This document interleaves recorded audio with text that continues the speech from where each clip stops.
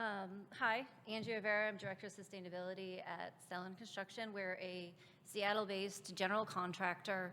Has been around for over 75 years. I personally am an architect by training, but have been doing sustainability consulting, first in the UK and then in Washington, D.C. since about 2005, bringing teams together to implement projects, help companies and government agencies implement sustainable strategies, et cetera. And I've been at Sellen for the past 2 years as their Director of Sustainability, doing both project-based implementation, but then also heading up our overall strategic sustainability journey, greenhouse gas accounting, et cetera, as well.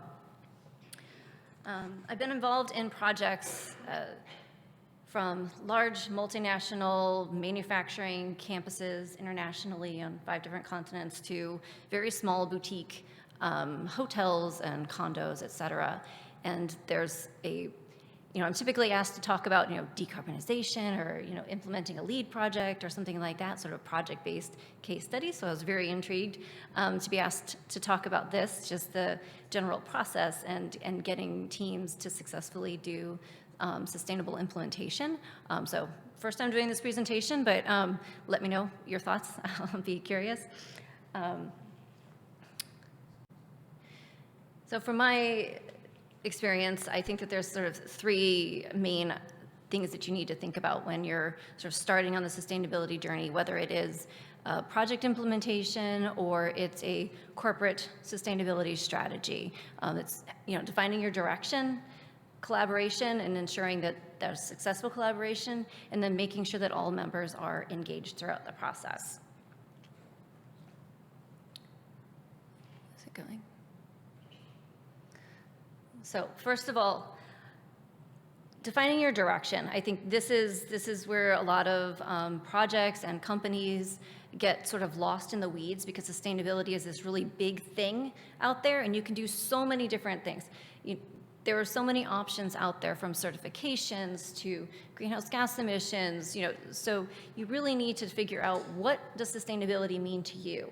And that can be for your, corporate vision, or that can be for the specific project that you're doing. That can be a small TI, but what does sustainability mean for you, for that sort of goal, for that end product? And defining what that vision is at the onset is really important. And you need to do it, like I said, at the onset, at the beginning. Don't get going and then decide halfway through, ideally, that, oh, what about this? What are we doing for sustainability? Because I get projects now even that are already, they're designed. They're ready to go. They're, shovel ready. And we get them and they're like, oh, well, we want to do LEED. I'm sorry, but it's not in your specs. It's not in your budget. You haven't planned for this.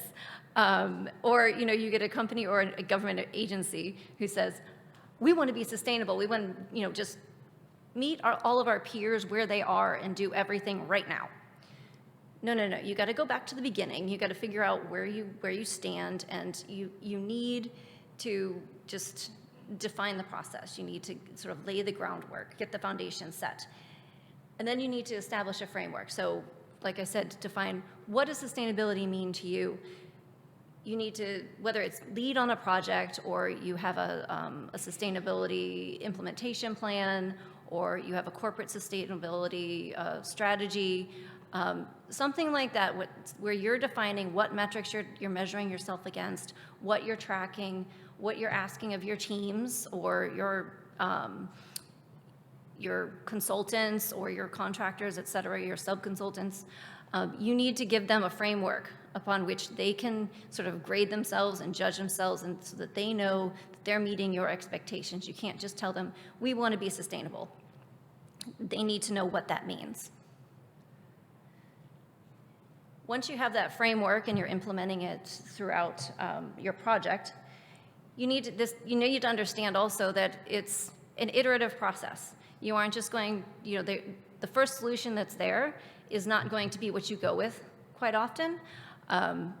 You are going to go, ideally, the design process and any implementation strategy for a company, it will be iterative. You will reassess it either throughout the project, from a corporate perspective.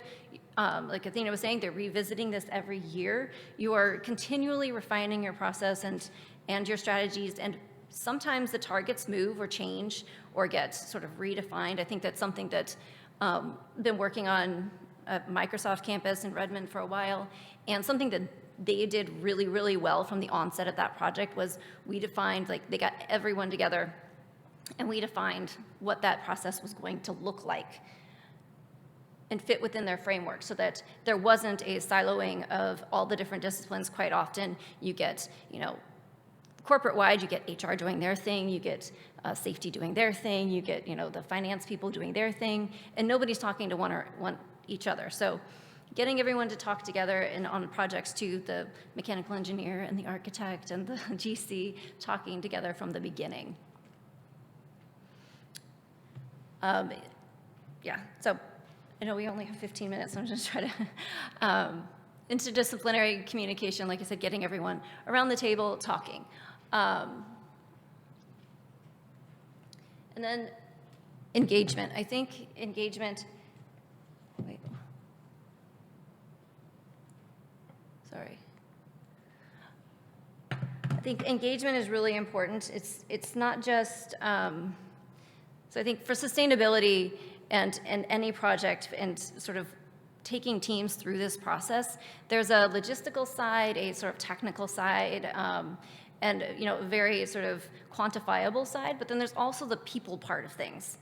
And a lot of my job over the years has been getting people around the table, getting the stakeholders engaged, finding out what makes you tick, and making everyone feel like they're playing a part, because a lot of times, people feel left out, or that they're being picked on or something, and just getting everyone to basically take ownership and have pride in the product that they're doing, that they're playing this part or that part, and that it is contributing in this way or that way, and to show them that by you just doing this little thing, it's helping the overall project, and communicating that and like celebrating those little successes and getting people really engaged